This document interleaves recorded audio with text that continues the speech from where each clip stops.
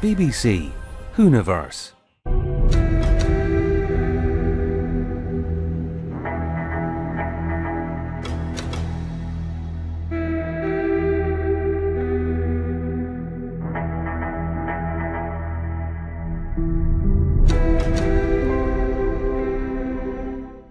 Right, I do apologise. The time is 8:03 on Saturday 31st of May. The final episode of Series 15 has just aired. And boy, was it a roller coaster. I'm going to save the major spoiler for the end. Oh well, when we're a good length into the video, because I'm not going to be able to keep it in. We're going to talk about my thing that I thought was a little bit lackluster. The bit that I'm not happy with. To be fair, I will give you a hint of what that is. That's to do with font size at the very end of the program, and I am going to talk about in tomorrow's video, which is Sunday, the 1st of June. I'm going to talk about the trailer for the war between the land and the sea, because if you look at the state of drama in the BBC, that is in its element, right? So I want to talk about that separately. I do want to talk about reality war. Right. I thought Interstellar Song Contest was the best episode of this series. Now it's the second best, because the reality war was incredible. And I wasn't expecting any of it. So, let's talk about the bit that... Let's just talk about it. I'm giving it a 10 out of 10. It's... Right, we're a minute in. It's incredible. I can't give the spoiler away just yet. I can't wait till I talk to Unleashed this week. And I can't wait till I talk to Unleashed next week. So next week's video will be a review of Unleashed. Next week's will be an Unleashed review instead of this, because it's a special anniversary Unleashed, and due to some of the information we were given in this episode, I think that's going to clear it up more than this episode of Unleashed. Right, so let's talk about Omega. So, when looking online at Wishworld's appearance of Omega, you got the audios from the Gallifrey series on audio, which by all standards is supposed to be amazing. I've not yet heard it. Ivy, which is the main protagonist, fantastic American Doctor Who YouTuber. The reason why I mentioned that she's American, because you've sort of got to explain that the fandom, in popularity wise, we've got Josh Snares and Crispy Pro from Australia. We've got Ivy, the main protagonist, from America, and then you've got all your UK ones like me and William Who and Tharies and Ace Creeper, George Sheard. You've got the 5 Who fans, Crystal, which includes Crystal D. You've got all these other major players in the game. So, and Ivy, from what I know, loves Gallifrey, and having that means that it's canon, and she absolutely likes it. Now, let's talk about Omega instead of stalling. I'm not a fan of Omega's design, but it makes sense. Right? So every time you get a classic Who villain back into the show, you sort of get this... You get this feeling that there's going to be a redesign, because obviously costume, props, and the way everything works has massively improved in the last time since we saw the character on screen, because obviously we've heard him on audio. And the voice we heard was now no longer with us, I think. I'm not 100% sure on that one. I think I read somewhere that he's no longer with us. But the last time Omega had a presence, it was Brian Blessed. And you're not going to be able to get Brian Blessed in Doctor Who anymore, because Brian Blessed would cost too much. Because if you can't afford to go to... if a lot of production costs a lot, Brian Blessed is probably going to be out the price range, really. Like bringing the 11 in and Mark Bonner and all that. Anyway, I'm getting sidetracked. I'm trying to spend as much time talking Experience before I can talk about two of the best bits. Okay. So, everything from the Christmas special, which was this Christmas special, Joy to the World, to now has all been leading into the same world. So Omega's design, before we get on to a hilarious character that doesn't do much, but when she does do something, it's incredible. And I need Big Finish to do some audio stuff around her, and I want to interview her. I want to interview a lot of people now that what's happened. Anyway, so you get this element of, right, he's been trapped in the underworld, he's been trapped in this thing for years, he's bound to have gotten too much power and altered his appearance and changed this massive thing, like the Toy Maker, but more, he's a Time Lord, so you expect some structural changes for the character. And I quite liked how they utilise him as this man that's over his head, got a little bit too much going for him, and he's not really entirely with it, and he's crazier than crazier has ever been before, and that's what makes Omega great, because you might enjoy the character once upon a time, but I think that Omega needs to show that he's a psychopath, needs to show that he's not stable, and he is trying to be all-powerful and gain this power, and the Rani's trying to coerce that back into real life. And so, having that worked really well, and having non-Anita Dobson Rani being eaten works really well in the sense of she was becoming more cockier than Mrs. Flood. So it she sort of deserved that, but I think her being corrupted was quite quickly. And when looking at it, because it aired at 6:50 p.m. here in the UK, it was about the 7:25 mark, because I kept on checking the clock just to see how long we've got to see what else could occur, going from a review point of view, and you look at it and go, great, that's dealt with, and we've not really killed off the Rani, so that Anita Dobson can return to Doctor Who, unlike EastEnders, but she did return as a ghost for the 40th anniversary. But Anita Dobson can now return, whether it's on Big Finish, unless Big Finish have got their own Rani that's before or after Anita Dobson's Rani. I'm not too sure, because I've not heard any of the Rani audios yet. I do apologise. I have heard the Sarah Jane Adventures once, but that's a different Rani, if you will. And I think that you sort of look at it in a sense of, right, now Anita Dobson's on the loose. You can bring her back. Do whatever you want. That's fair enough. We don't know if it's coming back for another series. And with that ending, I've got a feeling it is coming back. I think we've been rused. They don't want to tell us it's coming back until this, because that ending has to be explained. It can't. It's a cracking ending.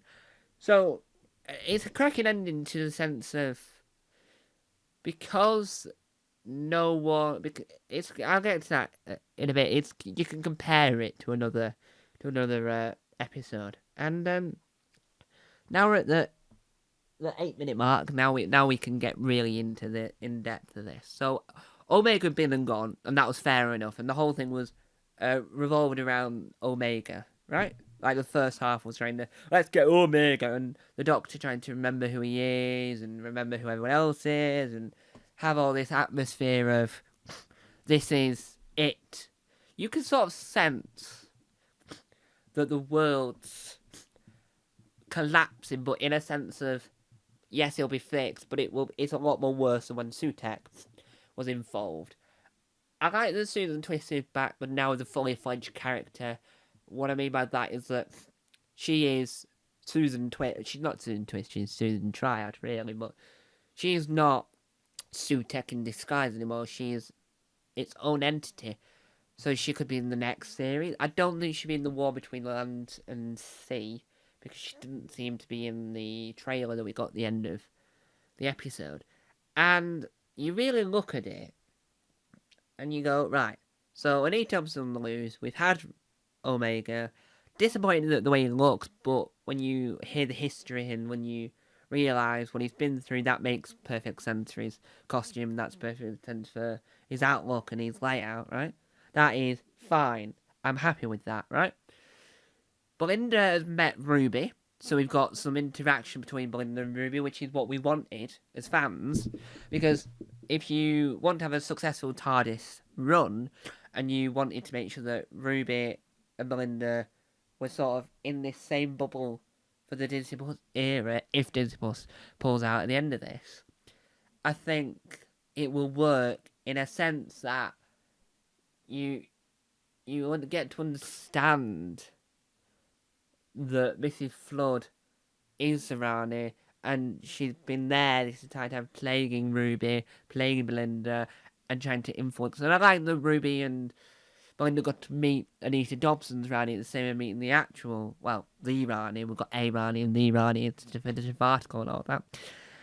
And I think that the unit and all this works. Now, let's talk about an element we never expected due to the fact that there was elements of people assuming that Anita will become significant because she might be the Rani, she might be this villain, she might be integral to the story, but in fact, Anita was just Anita, and she works at the Time Hotel now, and I quite like the sequence, and this is an early on thing. I went, that's brilliant, that's my favourite moment. That's an early on favourite moment, which is when she opens the door, you get live chess with Matt Smith, you get John Pertwee, you get Daleks with Patrick Troughton.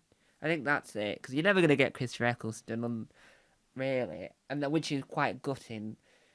But you get some of these interesting. I don't know why they chose live chess with Matt Smith. I could have chosen another moment with Matt Smith, but why live chess? Does Russell T Davies have a fondness for that scene? I like that scene, and I like that episode, and I like that concept from that era of Matt Smith. But why that? There must be a more significant, in-depth reason for choosing live chess, and I think that the Daleks appearing in it were quite good because we all know from all these interviews that Ncuti Gatwa doesn't like the Daleks, so he didn't have to face the Daleks, but at least in this in the two series we've had with Ncuti, well, at least we've got some Dalek interaction. And it's an old series Dalek, so that still works in its sense. Now that we've got to the 12-minute and 25-second mark, let's go a little bit more into the spoiler routes, due to the fact that when you hear people say, oh yes, you have to keep your audience engaged on YouTube, and I don't care, I'm doing what I want to do. It's TGM production, my production company, I take control. I don't care about the YouTube algorithm. I don't really care about all that nonsense. So I'm just doing it because I want to talk about this. But when I share this about, because it includes spoilers, I want to make sure that you're not being spoiled from these big moments right at the very beginning. You get halfway through, and then you get these spoilers for these big moments. Because at the beginning, you're not gonna. If you've not seen the episode, you will turn off quite early on. Really, in hindsight. So I try and leave it to the longest moments. And so Anita popping in and being there throughout this episode works really well. And I want to talk about the fact that they did a really good job of utilising each individual episode to round them all off and go, Poppy has been mentioned from start to finish. The hints of Poppy was in Space Babies. So, we know from watching Doctor Unleashed that the production of this series and last series were coinciding each other at quite a quick turnaround. So, Russell will have been thinking ahead, because that's what he was saying when he was talking to Alan Yentop.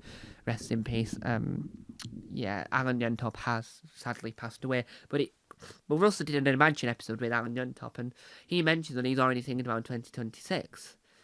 So, he must have already thought, well, if we utilise Poppy in Space Babies, we could bring Poppy back towards the end here and have her as this overacting thing of, let's pretend it's the Doctor's baby, but really it's just Belinda's real baby.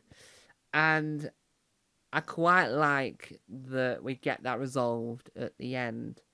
Now, the thing that, and now that we're at the 40-minute mark, the thing that really got to me, in a sense of, yes, that's brilliant, was the fact that when when they fix everything and everything gets solved, and you realize at that point you are at the stage in the episode where things are going great, but you can sense things are off. And Anita has to leave at this point, so things are off. And it's Ruby that's the only one that knows the real truth. Now let's talk about one of my second favourite moment after the whole Anita seeing the history of the Doctor. Right, we've got a lot of that in this era. Let's talk about my second favourite moment.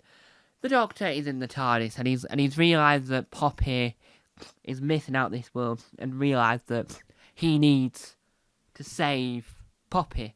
And so he's in the TARDIS, and what you least expect, we were expecting Susan, Rogue, none of them appeared. But who do we least expect? Well, it's the one and only. Let's give her a round of applause. Jodie Whittaker.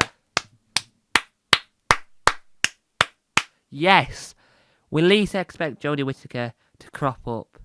And I think that just makes it more brilliant, more amazing, and just more wondrous. And you sort of look at it going, wow, I can't believe she's in it. I can't believe she's back at her old self. She's vibrant, she's excited, she's all over the moon. I just can't wait to find out how she reacts. And it's not a time crash, it's not a Day of the Doctor type situation. It shows how beautiful, how amazing, how perfect her appearance is.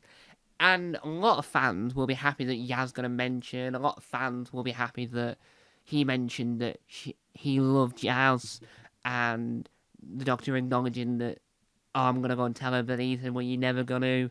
And I love how all that gets intricate and utilised so heavily within the show. And I think that sort of rounds off some gaps that were left open from Jodie Whittaker's era. So now let's talk about how Jodie Whittaker reacted to the TARDIS set. So since the last time we saw Jodie, the TARDIS set was a lot smaller. But now that when Russell took over, he incorporated his production company, Bad Wolf, which is a brilliant name because of his ties with Doctor Who and because of how much detail he put into the word Bad Wolf into the show in his first initial run. It made sure that the set was so vast, so wide, and there's so much more you can put into it. There's so bigger the world can be. And I liked how Jodie's, as the Doctor, mentioned that it's a giant world, mentioned that it's this amazing place. And I like how the first thing we saw before we saw Jodie was the screen showing all the Doctors, including David Tennant's second incarnation. And I liked how we saw that he's like, what is this? Is this it? Is this the time? Who knows? And him trying to stop whatever's happening. And Jodie appears, and I think that is like the perfect moment because she appears in a physical form. She gets to be the Doctor for those few minutes to help save the universe, to help the Doctor realise this is how we save the world. This is how it works. And I think that is absolutely cracking, right? And it's one of those moments that you always cherish in the world of Doctor Who, and you'll never not love. And it makes you feel that everything's hunky-dory, everything's amazing, and it leaves you with a sense of shock that this powerful moment is still there. And you look at the clock and going, right, there's still time. What's next? What's going to happen next? Where can we go from here? What? When? Huh?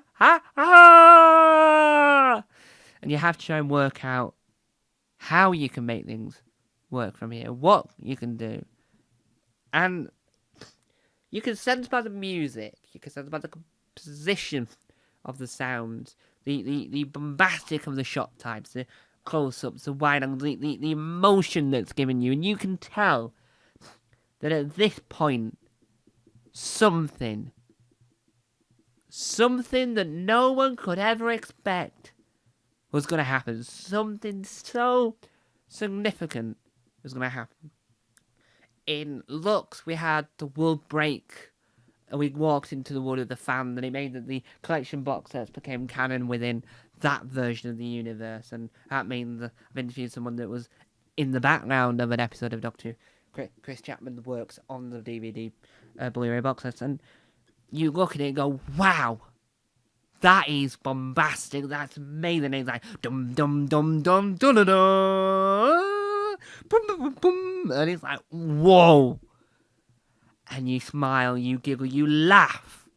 When I saw Joey, I laughed because he was in the hysterics. I'm like, we've got the Rani, we've got Omega, we've got Rose from the 60th anniversary special, still works at Unit. We've got Mel, still works at Unit. We've got Unit. We've now got Jodie Whittaker back as the 13th Doctor. Wow. I wonder how that matches up with the audios, but that's beside the point. And you sort of go, what on earth? How is this happening? And it's perfect. The scene fades and it goes on. You're thinking, well, what's next? The universe cracks, the screen breaks. You just see shards of glass going. If you're just listening to this for accessible people, for audio description people that would prefer audio description, I made glass shattering noises as I showed shattering glasses with my hands going and showing all the different shards of glass flying in the air. The worst impression ever, so you're lucky that you didn't have to put up with that. And you see that it's this incredible moment, poignant. It's the moment you want. It's the thing you think, that's the world solved. The Doctor wakes up. And I say this out loud to my family, because this is the first time, because it aired at 6:50pm, it's the first time I got to watch this live with my family. And we're sat there, and it's the first time I got to watch it live, this series. So I'm sat there going, is that not the garden that we left David Tennant at with Donna? And it wasn't. It was Belinda's back garden. Welcome to Belinda's back garden. And you sort of think, wow, we're in Belinda's back garden. I've stopped saying wow, by the way. You see that we're in Belinda's garden. What happens next? And I'm thinking, that's... something's going to happen. You can sort of sense that he's already regretting. And he don't want to leave this body. He's had a compliment and he looks beautiful off his previous incarnation. And it's like, wow, I don't want to leave this body. Not now. Bearing in mind, it's 3 series is normally the limit. And you wouldn't think of anything of it. And it's like, no, not now. And I'm like, nothing's going to happen. I'm sure. We don't know if this has been renewed. This is all I'm thinking. We don't know if this is renewed. If you kill him off now, then that's it. But if you don't, well, too, if you had the war between the land and sea and the sky. So, I mean, they put orders that ages ago, to be fair. So I'm not really gonna hold anything against it. And we're sat there, and I'm going, right. So you interacted with Belinda. We've seen Belinda's mother again, but this time Belinda's mother being nice. Ruby's met Belinda. The Doctor now needs to rekindle the friendship with Belinda. And go, hi Poppy, realise that Poppy's not his, got all the backstory that she's been planting Poppy in his head since the get-go of their friendship. And at that point you go, wow. And you think, right, that's perfect, that's going to be it. Nothing more can occur. And I think, well, no, nothing else is going to occur. Nothing else is going to happen. And I pray that nothing else is going to happen because we want you to get with us to stay for another series. New Who, apart from Christopher Eccleston, New Who Doctors have always stayed for 3 series and a couple of specials, if you pardon David Tennant. But he played 2 different Doctors, so I'm not going to argue. And the War Doctor technically didn't have a series, so he doesn't count in this ratio. And you get him in the TARDIS, and you think, it's got elements of when Peter Capaldi regenerating into Jodie Whittaker. You've got elements when Jodie Whittaker then regenerating into David Tennant. You've got elements of these things, and you don't know where it's going to go. And you get this new, got a bigger budget, so it's new regeneration energy. It looks fantastic. It's a fantastic scene. All the lights have gone out. Fantastic. You're thinking, I was thinking the entire time sat there, this is one of my favourite. This is my third favourite moment. So let's recap my favourite moments quite quickly before we get to it. We've got Anita going through the Doctor's past, but more visually than just visions. It's more visual by doors. We've got Jodie Whittaker appearing and realising that they still use the word timey-wimey. We realise they are the same person on the inside, even if they have a new face. And this last bit, but he's told Belinda that they might meet each other again, but he might have a different face. Because that's what you didn't get with William Russell, because him, as Ian Chesterton, didn't know the Doctor could regenerate, and they didn't know that as a format point within the show at that point. And so you really get to understand that Belinda's not going to understand that unless she sees this in person. Anyway, so he gets in the TARDIS, and you see this really nice looking new regeneration energy, and you think you're not going to see the regeneration because they've not said it's renewed, they've not said it's not coming back, and they've not announced a new Doctor. Were they going to wait until tonight's Unleashed? Were they going to wait until next week?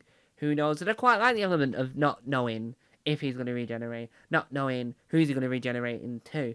Because in the 2022 100-year anniversary special for Power of the Doctor, we didn't know if he was going to regenerate into David Tennant or into Ncuti Gatwa, so we didn't know if the next Doctor was going to be Ncuti Gatwa, and they were just going to offshoot some old episodes and utilise the 10th Doctor again just for some snazzy, sexiest stuff. We didn't know that for sure. So we're here in this point, and it's regenerated, and the face appears. Now, I'd like to say that time has passed for actors, so you might not recognise the actress straight away, unlike I did until we did realise. So the hair, right? So it's a woman.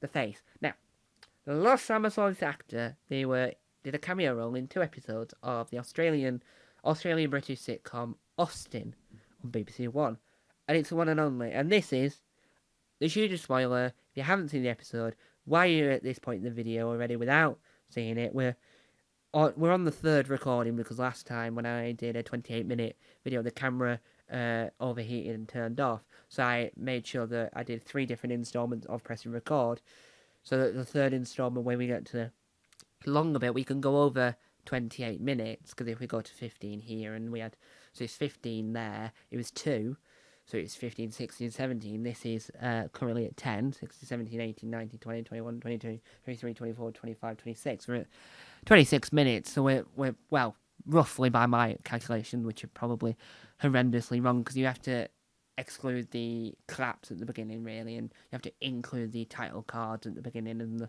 the end. So anyway, so you see this face, I go, who's that? And then, because there's 3 of us watching this one, we then dawn on us, that is Billie Piper! How is Rose back, but now as a Doctor? Now, we never really got a proper explanation of how the 13th Doctor regenerated in the 14th, but how can the Doctor regenerate into the face of a companion that's in a parallel universe? How is that? Is the first couple of episodes of the next time we see the Doctor going to be about how is she now Rose Tyler? How is she going to face of Billie Piper? How is she Billie Piper? Now, I said at the beginning of this video that my one complaint was going to be mentioned, right? It is. So it said introducing Jodie Whittaker as the Doctor. It says Jodie Whittaker as the Doctor, Ncuti Gatwa as the Doctor, and introducing Billie Piper, right? That was so small of text, you could barely see it.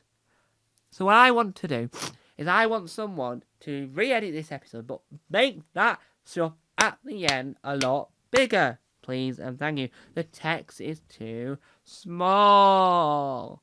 It's minute. What we want is bigger text, make it more visible, so that I'm not trying to squint my eyes going, Billie Piper is a 16th Doctor. Billie Piper. First of all, Shooty decided to leave a series early. Second of all, Billy Piper.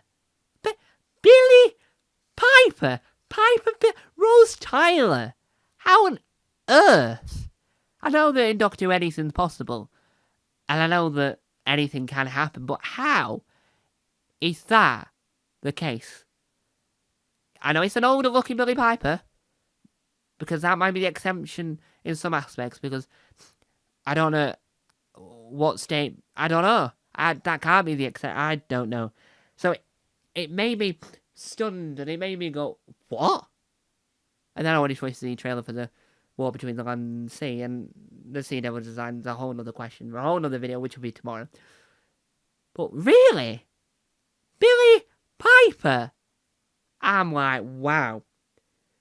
That is absolutely incredible. And it's like, I can't imagine that happening ever. First of all, we didn't know who the next Doctor was. And second of all, Billy Piper. I love Billy Piper as an actress and an actor. And I'm not disagreeing. It's just that I've never had it. We've never had it where a companion, where an actor played the companion. I played a companion in Doctor Who. And then played the Doctor. We've always had it where they played a minor character previously. Like Freema Regiman, Karen Gill, and no, they're the main two I can think of. They played minor characters before they played companions. But we've never had a companion lead Doctor Who for about 19, 20 years-ish and come back, but this time as the Doctor. That's never happened in the history of Doctor Who. And I can't imagine that happening. And it has happened. And am I happy about it? That's the question. Yes. I'm happy about that because that's one of my favourite moments. I'm sad we've lost Shooty. And I'm sad we're not going to get any more of him unless Big Finish get rights to his Doctor in the next 2 or 3 years and we'll get him back on audio. Right? But I'm sad that we lost Shooty because Shooty was a fantastic Doctor. And I will do a video where I think I'll say that to Monday. I think Monday's video will be an homage to Shooty's era and my favourite elements of it and what I liked about it, what I didn't like about it, and what I feel about him really regenerating. But right now, I am flabbergasted. I'm over the moon. I'm stunned that the episode ended up the way it was. I think that it's incredible and it deserves everything it gets. It deserves praise. It deserves a BAFTA. Thank you very much. Doctor Who deserves a BAFTA. It's next year. Thank you very much, because this will be eligible for next year's BAFTA. So please, please, please, please, please, help get this nominated for a BAFTA. It was fantastic. Reality War is the best episode of this era. I thought the Interstellar Song Contest was, but that's gone to number 2. This is the best episode of this era, and I am so glad I got to watch this, and I'm so glad I got to spend more than 28 minutes reviewing this episode, but hopefully making my maths correct, and then we're now at the 16-minute mark of recording number 3, so hopefully this is more than 28 minutes, because I love this episode, and I can't think of a better way of spending my Saturday evening while watching my favourite programme on planet Earth.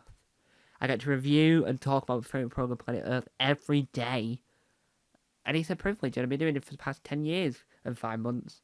So, thank you for following me on this journey. I'll be back tomorrow with my review, with my thoughts on the trailer, the design, and the overall aspects of the War Between the Land and Sea. If that spin-off does come out weekly, I will be reviewing that weekly as well. And then on Monday, we'll talk about my opinions on Shooty's era as a whole and why I'm disappointed that the era's ended so soon. I was so loving it and was so gutted that it's over so soon. So what did you think of Reality War? Let me know wherever you'll see this, whether or not you're watching this through Facebook, Twitter or LinkedIn. Just tell me your thoughts. Hopefully this video was longer than 28 minutes. I hope it was, but thank you guys for watching. Bye-bye.